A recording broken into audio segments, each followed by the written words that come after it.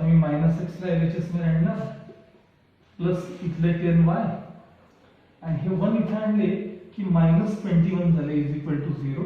हे तुमचं नॉर्मलचं इक्वेशन असलं पाहिजे. x + 10y - 21 आणि त्यांनी इथं साइन मध्ये इथं +21 दिलं असल्यामुळं हे स्टेटमेंट फॉल्स आहे.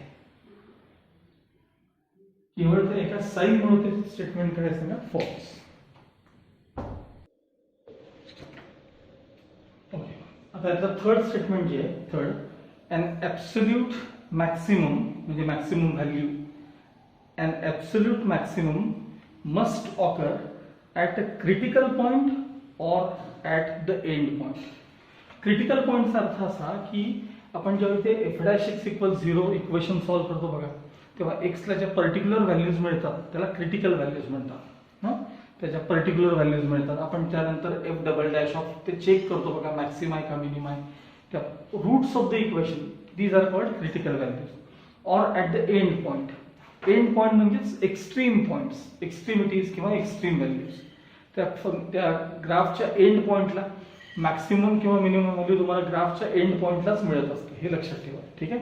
आणि यासाठी तुम्हाला पुस्तकात एक बारीक लाईन दिलेली आहे, ती फक्त लक्षात ठेवा. हे स्टेटमेंट ट्रू आहे, त्यांनी जे दिले ते हे स्टेटमेंट ट्रू आहे. ते पेज नंबर 107 टेक्स्टबुक मध्ये बघा, पेज नंबर 107 नोट असं म्हणते बघा, अगदी खाली आहे बॉटमला, the maximum and minimum values of a function are called its extreme values. एक्स्ट्रीमिटीजचा अर्थ काय सांगा, एंड्स. एक्स्ट्रीमिटी म्हणजे कडेकडेला असणारे एंड पॉइंट्स.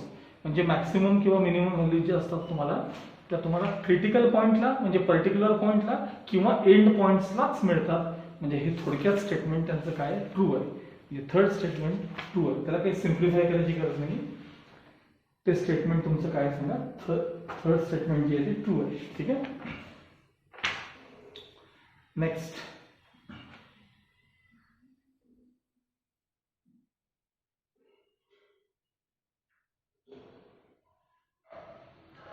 Fourth question.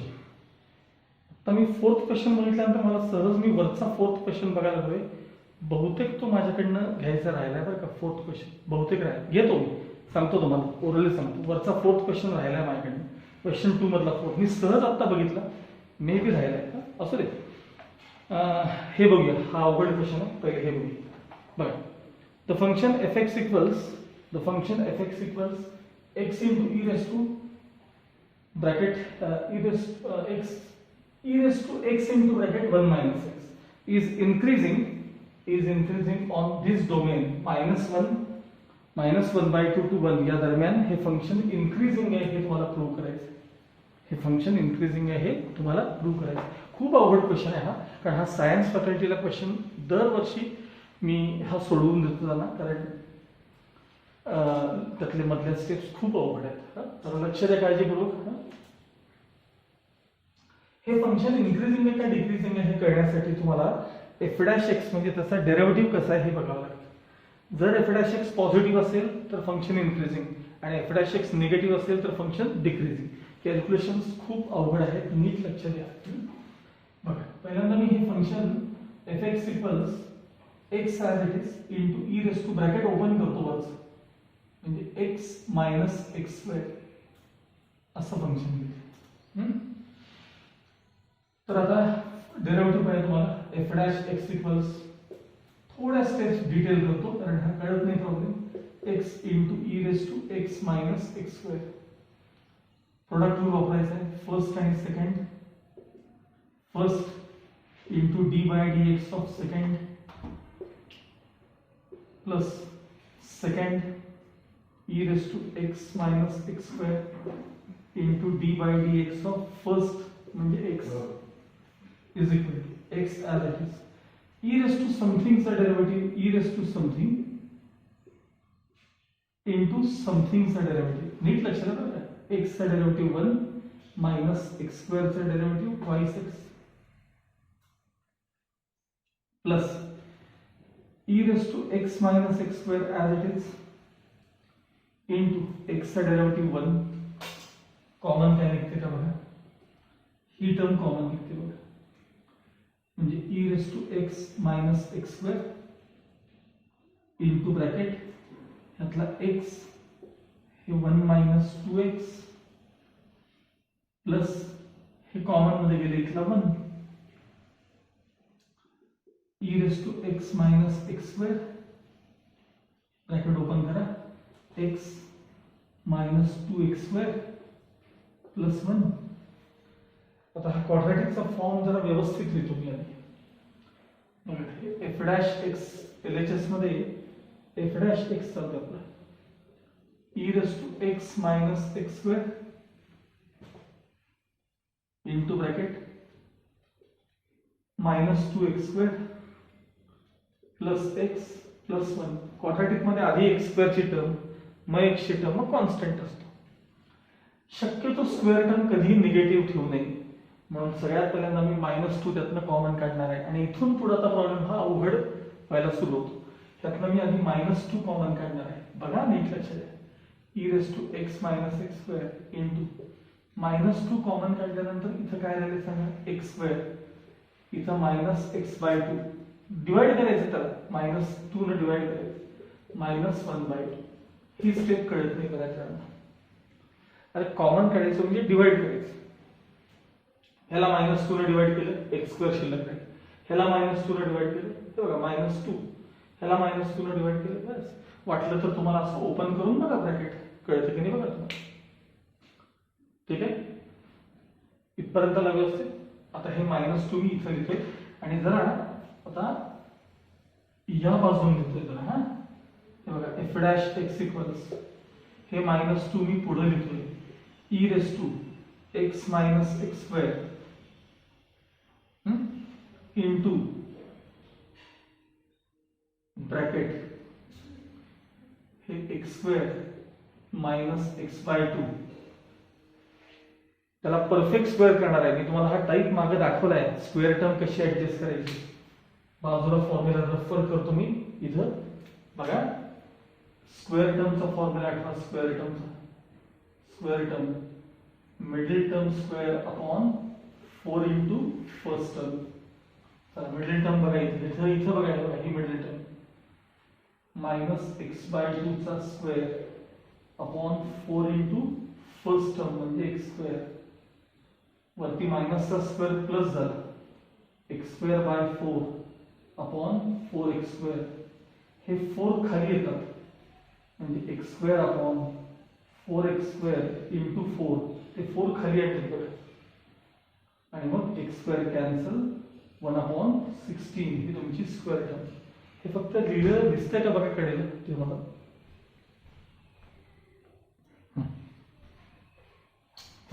काय सांगा स्क्वेअर टर्म तुमची आता 1/16 आहे. मग आता बघा हे x² आहे तसे लिहिले -x/2 प्लस स्क्वेअर टर्म काय मिळवली आता मी प्लस 1/16 लगेच कॅन्सल केली -1/16 आणि ऑलरेडी तिथं असलेले -½ आहेत. तिथं असलेले -½ चे ते ॲज इट इज. ठीक आहे. आता इथून एवढा पार्ट बघा म्हणजे f dash x equals -2 into e raise to x minus x square into bracket हा x मायनस 1/4 चा ब्रॅकेट स्क्वेअर आहे. पहिल्याचं स्क्वेअर रूट घ्या, दुसऱ्याचं स्क्वेअर रूट घ्या, मधल्याचं साइन घ्या. आठवलं तुम्हाला. आणि तुम्ही स्क्वेअर चेक करा त्याचा स्क्वेअर करून बघा एवढा येतो. आणि आता ह्याचं कॅल्क्युलेशन परत सेपरेट वेगळं करून दाखवतो मी. बघा हे कुठे इथं दाखवता एवढं जाईल बघा -1/16 हे इथून एवढा पार्ट आणि -1/2. मला सांगा डिनॉमिनेटर सेम करायचे असतील तर मला इंटू 8 केलं पाहिजे. मग इंटू 8 केलं पाहिजे. 8 2 जा 16 झाले. आता बघा हे -1 हे -8 2 जा सॉरी 8 1 जा 8 सॉरी वरती 8 1 जा 8 आणि खाली 8 2 जा किती आले 16 म्हणजे थोडक्यात -9/16 झाले बघा. हा पार्ट हा किती आला -9/16. हे झालं तुमचं आता एफ डॅश एक्स झालं. एफ डॅश एक्स डेरिव्हेटिव्ह तुम्ही इथपर्यंत सिम्प्लिफाय करून ठेवलाय. आता हे तुम्हाला ही जी काही टर्म दिसतीये ही -1 to +1 च्या दरम्यान ही टर्म पॉझिटिव्ह आहे का निगेटिव्ह आहे हे चेक करायचं. आता फक्त f' तुमचं संपलंय f'. आता तुम्हाला चेक करायचं आहे की या दरम्यान x ची व्हॅल्यू जेव्हा या दरम्यान असते तेव्हा तुमचं हे second order derivative positive sign देणार आहे का निगेटिव्ह साइन देणार आहे. आता मी हा डेरिव्हेटिव्ह पुन्हा लिहून बोल्ड ड्रॉप करून बाकीचा पार्ट कंटिन्यू करणार आहे.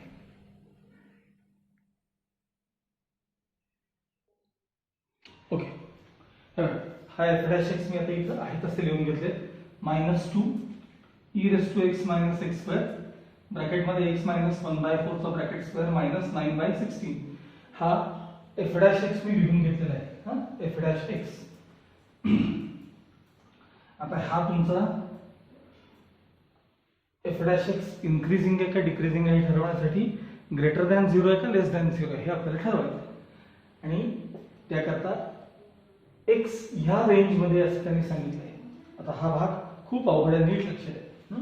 लक्ष ह्या पार्टकडे तुमचं पाहिजे, या पार्टकडे. कारण सांगतो तुम्हाला या पार्टकडे असं का म्हणतो मी. एक्सपोनेन्शियल टर्म असते की नाही, e काही जरी आलं, e काहीही काय हे बघा तुम्हाला e म्हणजे 2.7182 आहे. तुम्हाला फार काही त्याची व्हॅल्यू वगैरे त्याची काही गरज नाही. 2.7182 म्हणजे साधारण 2 to 3 च्या दरम्यानचा एक तो नंबर आहे, इरॅशनल नंबर आहे तो 2 आणि 3 च्या मधला. मग e ची समजा एखादी पॉझिटिव्ह पॉवर असेल प्रश्नच नाही, तुम्ही काही घ्या नंबर, e चा पॉवर पॉझिटिव्ह निगेटिव्ह काही घ्या, पण पहिले आपण पॉझिटिव्हचा विचार करूया. म्हणजे e⁻2 असेल, e⁻3 असेल, e⁻4 असेल, e⁻5 असेल, तर मला सांगा हा नंबर त्याची second power, third power, fourth power, fifth power, कितवीही पॉवर पॉझिटिव्ह असेल का निगेटिव्ह असेल. मला नंबर महत्वाचा नाही, साइन महत्वाचं आहे, पॉझिटिव्ह. आता मायनसचा विचार करूया. मायनसचा बघा e⁻² म्हणजे थोडक्यात 1/e⁻² की नाही सांगा.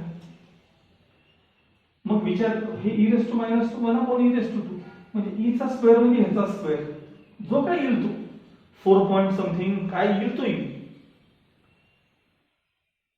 मग 1 तो जो काही नंबर येईल ह्याचा स्क्वेअर तो पॉझिटिव्ह असेल का निगेटिव्ह असेल, अर्थात पॉझिटिव्ह असेल. त्यामुळे ई च्या कोणत्याही पॉवर करता ईला पॉझिटिव्ह पॉवर येऊ देत किंवा ईला निगेटिव्ह पॉवर येऊ देत, कायम ती टर्म पॉझिटिव्ह असते. म्हणजे बघा हा जो आहे ना हा पार्ट, हा एवढा पार्ट, हा पार्ट कायम पॉझिटिव्ह असतो, लक्षात ठेवा. वरती x - x चा आन्सर काही येऊ देत, पॉझिटिव्ह येऊ दे निगेटिव्ह येऊ दे, अगदी 0 जरी आलं 0 तर e⁻0 म्हणजे 1 असतात. e⁻0 म्हणजे 1 म्हणजे पॉझिटिव्हच असतं. त्यामुळे एक्सपोनेन्शियलचा विचार फार करायचा नाही, ते कायम पॉझिटिव्ह असतं. हे तुम्ही फर्स्ट टाइम बघताय म्हणून तुम्हाला अवघड वाटतंय, पण आम्हाला ही सवय आहे खूप, आपण सायन्स फॅकल्टीच्या मुलांना शिकवतो. एक्सपोनेन्शियल आहे ना विचार पण करत नाहीत, त्यांना माहित असतं ते पॉझिटिव्ह आहे. Exponential function always positive, e⁻ something always positive, काही असू देत त्याला पॉवर काय वाटेल ते असू दे, ऑलवेज पॉझिटिव्ह. हे -2 तर तुमचे स्ट्रेट अवे तुमचे निगेटिव्ह दिसतात बरोबर आहे. आता फक्त राहिलाय तो ह्याचा विषय की हे पॉझिटिव्ह आहे का निगेटिव्ह आहे, आणि ते मी आता ठरवून घेणार आहे. म्हणून म्हटलं की मला तेवढाच पार्ट का बघा म्हणलं, आता कळलं का मी, तेवढाच पार्ट. हे -2 स्ट्रेट अवे निगेटिव्ह आहेत, हे कायम पॉझिटिव्ह, आणि हे कसे आहेत बघू ना, त्याच्यानुसार ठरेल की नाही. x तुमच्या ह्या दरम्यान आहे बघा, since x belongs to -½ 1, x -½ आणि 1 च्या दरम्यान आहे. हे कसं लिहितात माहिती का, that is -½ less than x less than 1, म्हणजे x ची व्हॅल्यू -½ पासून 1 पर्यंत घेता येते, असा त्याचा अर्थ आहे. आता तुमचं लक्ष ह्या पार्टकडे पाहिजे. ह्या पार्ट x च्या बाजूला -1/4 आलेत. आता मी ते -1/4 कसे ऍडजस्ट करतो बघा. Subtracting -1/4 through out the inequality. सगळ्यातून हे मी इथं बघून ठरवतो, हे लक्षात ठेवा का, इथं बघून ठरवतोय. हे ह्याची सवय प्रॅक्टिस लागते याची बघा. हे -½ -1/4 मायनस केले, लेस दॅन हे x, हे 1/4 मायनस केले. मी या टर्म कडे बघायला लागलो. लेस दॅन हा 1 परत -1/4. हे तरी बरं आहे, ह्याच्या पुढे फार अवघड आहे. बघा हे जे आहे ना, हे रफ सिम्प्लिफाय करूया. खाली 2 न इथं 2 न मल्टिप्लाय करू. 2 2 म्हणजे डिनॉमिनेटर 4 होईल. 2 न मल्टिप्लाय केलं, 2 न मल्टिप्लाय केलं, वरती -2 -1 -3/4 लेस दॅन ही टर्म आहे तशी x -1/4 लेस दॅन 1 मधनं 1/4 गेले, क्रॉस मल्टिप्लाय करा 3/4 म्हणजे -3/4 टू +3/4 या दरम्यान तुमचा x -1/4 आहे. आपल्याला त्याचा आता स्क्वेअर पाहिजे. आता बघा स्क्वेअरिंग थ्रूआउट द इनइक्वालिटी.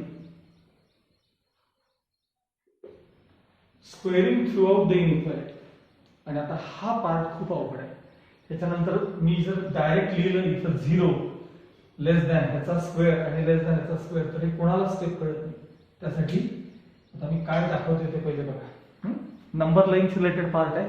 खरं तर आहे सोपा, पण कधी पाहिलं नसतो आपण, म्हणून तो अवघड वाटतो. कधीच पाहिलं नसतो तुम्ही, आणि त्यात तुमचा दोष नाही, काळजी करू नका.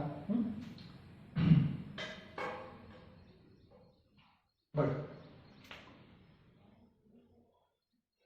नंबर लाईन 0 -1 -2 -3 +1 +2 +3 बस. बघ -3 to +3 या दरम्यान जर x असेल, म्हणजे x ला मला एवढ्या सगळ्या व्हॅल्यूज घेता येतात.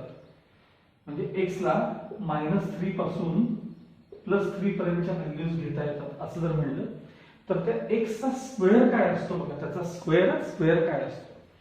जर x ला -3 to +3 व्हॅल्यूज घेता येतात, तर त्याचा स्क्वेअर कुठून कुठपर्यंत असतो बघा. चला -3 चा स्क्वेअर किती सांगा, 9 -2 चा स्क्वेअर 4 -1 चा स्क्वेअर 1 0 चा स्क्वेअर 0 1 चा स्क्वेअर 1 2 चा स्क्वेअर 4 3 चा स्क्वेअर 9. म्हणजे x स्क्वेअरच्या ज्या व्हॅल्यूज आहेत त्या काय काय आल्या बघा. x स्क्वेअरच्या व्हॅल्यूज 9 4 1 0 1 9. म्हणजे इकडे जे निगेटिव्ह टर्म आहेत की नाही, त्यांचा स्क्वेअर इथं तुम्हाला सेम मिळतोच. हे बघा 149 याच व्हॅल्यूज आहेत ना, 149. म्हणजे एक्स स्क्वेअर जो आहे ना, एक्स स्क्वेअर हा 0 पासून 9 पर्यंत असतो. बघा -3 to +3 जर x असेल, तर x चा स्क्वेअर केवढा असतो मला सांगा. तो -9 to +9 असेल का. -3 चा स्क्वेअर -9 लिहितो का मी, नाही. -3 चा स्क्वेअर +9. म्हणजे हा स्क्वेअर तुम्हाला इथं मिळालेला असतो. हा स्क्वेअर तुम्हाला इथं मिळालेला असतो. हा स्क्वेअर तुम्हाला इथं मिळालेला असतो. आणि 0 चा स्क्वेअर 0 इथं मिळतो. म्हणजे x स्क्वेअरच्या व्हॅल्यूज कुठून कुठपर्यंत आल्या बघा. कुठून कुठपर्यंत आल्या, 0 to 9 आल्या. म्हणजे -3 लेस दॅन x लेस दॅन 3 असेल, तर त्या x चा स्क्वेअर हा 0 less than x square less than 9 असतो. 0 to 9 असतो बघा. 0 to 9. अरे ह्याच व्हॅल्यूज इकडे आहेत, काही वेगळ्या नाही आहेत रे. अजून एक एक्झाम्पल बघा. Same example. काही नाही, फक्त एक नंबर साईडला वाढवणार आहे. खरं यातूनच तुम्हाला कळायला पाहिजे खरं, पण तरी सुद्धा चला एक एक्झाम्पल. इकडे घ्या -4, इकडे घ्या +4. म्हणजे आता तुमचा x कुठून कुठपर्यंत आहे सांगा. इथे लिहितो मी. x कुठून कुठपर्यंत आहे, तर -4 लेस दॅन x लेस दॅन 4 आहे बघा. -4 लेस दॅन x लेस दॅन 4 आहे. हे बघा या दरम्यान x आहे. तर यांचे स्क्वेअर्स कसे असतात बघूया. चला याचा स्क्वेअर किती 16, याचा स्क्वेअर 9, याचा स्क्वेअर 4, याचा स्क्वेअर 1, याचा स्क्वेअर 0, याचा स्क्वेअर 1, याचा स्क्वेअर 4, याचा स्क्वेअर 9, याचा स्क्वेअर 16. मग जर x -4 पासून +4 पर्यंत असेल, तर त्याचे स्क्वेअर्स कुठून कुठपर्यंत असतात. 16 to 16 असतात. 16 to 16 म्हणल्यावर काय मिळणार तुम्हाला. 16 to 16 बाकीच्या नंबरनी काय करायचं मग. म्हणजे हा स्क्वेअर तुम्हाला इथे मिळालेला आहे, हा स्क्वेअर तुम्हाला इथे मिळालेला आहे, हा स्क्वेअर तुम्हाला इथे मिळालेला आहे, हा स्क्वेअर तुम्हाला इथे मिळालेला आहे, आणि 0 चा स्क्वेअर 0 एकदाच मिळतो तुम्हाला. म्हणजे जर x -4 to +4 असेल तर x चा स्क्वेअर कसा असतो, स्क्वेअर 0 to 16 असतो, 0 less than x square less than 16, 0 to 16 असतो बघा x चा स्क्वेअर. आता हे तुम्हाला व्यवस्थित लक्षात आलं. मला आता ओरली आन्सर द्यायचा प्रयत्न करा. -5 लेस दॅन x लेस दॅन 5 असेल तर आता x चा स्क्वेअर कसा असेल सांगा, 0 less than x square less than 5 चा स्क्वेअर 25. मग काय फरक पडला तुम्हाला इथं फ्रॅक्शन, अरे -5/2 to +5/2 असेल तर सांगा याचा स्क्वेअर कोणाकोणाच्या दरम्यान असेल. निगेटिव्हचा पार्ट कायम 0 पासून सुरू होणार, कारण निगेटिव्हचा स्क्वेअर कधी निगेटिव्ह येत नाही. 0 less than x square less than ह्याचा स्क्वेअर 25/4. हे जर का कळलं तर आता तुम्ही इकडे या, इथं आलाय बघा. -3/4 to +3/4 आहे, -3/4 to +3/4 आहे. तर आता मी स्क्वेअरिंग करणार आहे, तर हा सगळ्यांचा स्क्वेअर करायचा आहे. हा स्क्वेअर 0 लेस दॅन x -1/4 चा स्क्वेअर, हे समथिंग याला y म्हणा तात्पुरतो, लेस दॅन 3/4 चा स्क्वेअर 9/16. म्हणजे ह्या टर्मचा स्क्वेअर हा 0 to 9/16 च्या दरम्यान असेल. काय असेल, 0 to 9/16 या दरम्यान असेल. हे या ब्रॅकेटचा स्क्वेअर. यासाठी मी तुम्हाला एवढं सगळं एक्झाम्पल देतो.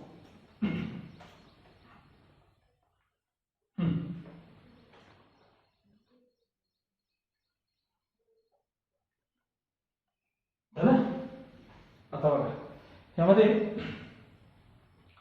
समजा असा इनइक्वालिटी मध्ये असा जर पार्ट असेल तर बघा की a less than b less than c, तर याचे दोन अर्थ असतात. एक तर a लेस दॅन b आणि दुसरा b लेस दॅन c. त्यातला मी नुसता b लेस दॅन c हा पार्ट कन्सिडर करणार आहे, कारण मला हे बघा ह्याच्यावर लक्ष आहे सारखं, म्हणून मला ते सांगता येतं. कन्सिडर b लेस दॅन c, त्यातला एवढाच पार्ट कन्सिडर करा. a less than b less than c, consider x -1/4 चा bracket square is less than 9/16. 9/16 ला मी आता LHS मध्ये आणणार आहे, म्हणजे x -1/4 चा ब्रॅकेट स्क्वेअर -9/16 सॉरी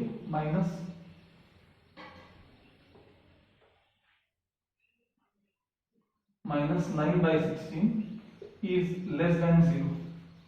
ह्याला LHS मध्ये आणणार. मग मला सांगा एखादी टर्म, एवढी टर्म लेस दॅन 0 आहे, म्हणजे ही टर्म कशी आहे, थोडक्यात ही टर्म कशी आहे सांगा, निगेटिव्ह आहे. निगेटिव्ह, ही टर्म निगेटिव्ह आहे, लेस दॅन 0 आहे. म्हणजे आता हे जे ब्रॅकेट आहे की नाही, हे ब्रॅकेट, हे देखील ब्रॅकेट कसं आहे सांगा, निगेटिव्ह झालं तर हे ब्रॅकेट. मग ही जर का टर्म निगेटिव्ह झाली तर आता हे तुमचा f' कसा होईल, तर f' बघा मायनस निगेटिव्ह इंटू येते, इंटू पॉझिटिव्ह इंटू हे ब्रॅकेट निगेटिव्ह बघा, minus into minus plus, plus into plus म्हणजे प्लस, म्हणजे थोडक्यात f' काय आला तुमचा आता पॉझिटिव्ह आहे, ग्रेटर दॅन 0 आहे. मग f' जर पॉझिटिव्ह असेल तर fx is an increasing function, is an increasing function, fx is an increasing function. कधी x कोणाकोणाच्या दरम्यान असताना, या दरम्यान असताना, म्हणजे ऑन -½ to 1 या दरम्यान ज्यावेळी x असेल तेव्हा हे तुमचं फंक्शन काय सांगा, इन्क्रीजिंग फंक्शन आहे. आता आपला हा प्रॉब्लेम होता ट्रू और फॉल्स होता, आणि त्यांचं स्टेटमेंट असं होतं की fx इक्वल्स हे स्टेटमेंट, हे फंक्शन इन्क्रीजिंग असं त्यांनी सांगितले, त्यांनी या दरम्यान. आणि आपला आन्सर आता काय आला सांगा, f' पॉझिटिव्ह म्हणजे इन्क्रीजिंगच आलं ना, म्हणजे त्याने दिलेलं स्टेटमेंट काय, ट्रू आहे. तर ह्याचा आन्सर ट्रू लिहायचं. फक्त एवढं ट्रू किंवा फॉल्स लिहिण्याकरता आपल्याला एवढं सगळा पार्ट बघायला लागला. एक आहे त्यातनं नवीन गोष्टी शिकायला मिळतात, ते त्याचा विचार करा तुम्ही. डझंट मॅटर तुम्हाला परीक्षेला येईल नाही येईल हा भाग वेगळा, पण हे सोडवायचं कसं हेही जमलं पाहिजे. तर हे स्टेटमेंट काय, ट्रू आहे. ठीक आहे. आता मला असं वाटतंय की मे बी मी एक प्रॉब्लेम, म्हणजे ते कशामुळे झालं, मग अशी 4th क्वेश्चन बघायला गेलो आणि तो रॉड ऑफ लेंथ वरचा क्वेश्चन 2 मधला फोर्थ बहुतेक माझ्याकडनं सांगायचं राहिलाय, तर तो मी आता परत एक्सप्लेन करून देतो तुम्हाला. हा, बोर्डवर करून तो एक्सप्लेन करू.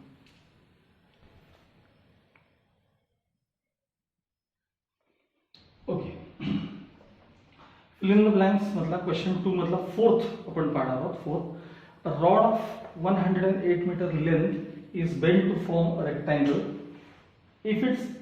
If the area of the rectangle is maximum of पाहिजे, if the area of rectangle is maximum, then its dimensions are. म्हणजे क्वेश्चन असा आहे, हा रेक्टँगलच्या फॉर्म मध्ये तुम्ही एक रॉड किंवा वायर काय असेल ते, त्याची वायरची लेंथ किंवा रॉडची लेंथ आहे 108 मीटर आहे. होते 108 मीटर लेंथ, त्याला रेक्टँगलच्या फॉर्म मध्ये तुम्ही बेंड करून ठेवलेलं आहे.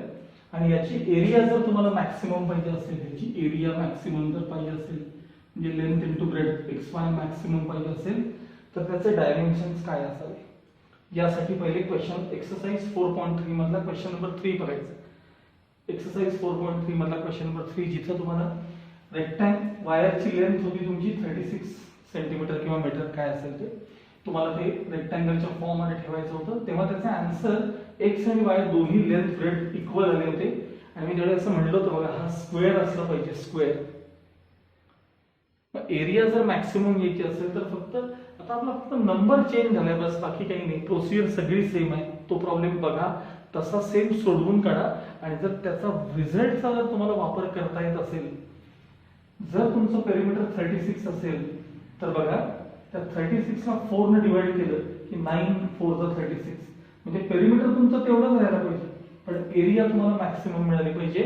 तर थोडक्यात या नंबरला, या दिलेल्या नंबरला तुमच्या 36 ला डिवाइडेड बाय 4 केलं की तुम्हाला तुमचं ते आन्सर मिळत होतं 9. मग आता मला सांगा, आपला 108 पेरिमीटर आहे, म्हणजे 108 ला जर मी 4 ने डिवाइड केलं तर तुमचा जो स्क्वेअर असेल त्या स्क्वेअरची साइड तुम्हाला 4 2 जा 8, 4 7 जा 20, म्हणजे 27 27 27 27 27 4 जा किती येतात सांगा, 108 येतात. म्हणजे तुमच्या सुद्धा त्या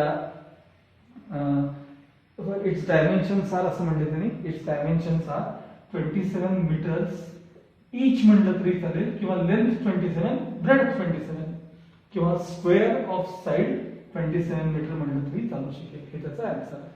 बहुतेक हे माझ्याकडनं सांगायचं राहिले, नक्की राहील. आता मला सहज बघितलं लक्षात आलं. ओके, यानुसार हा प्रॉब्लेम पहा आणि त्यानुसार हा करून घ्यायचा प्रयत्न करा. मी त्याचा डायरेक्ट रिझल्ट वापरला आणि आन्सर सांगितलं. फिल इन द ब्लँक्स आहे, त्यामुळे काही सोडवणं गरजेचं नाही. ओके.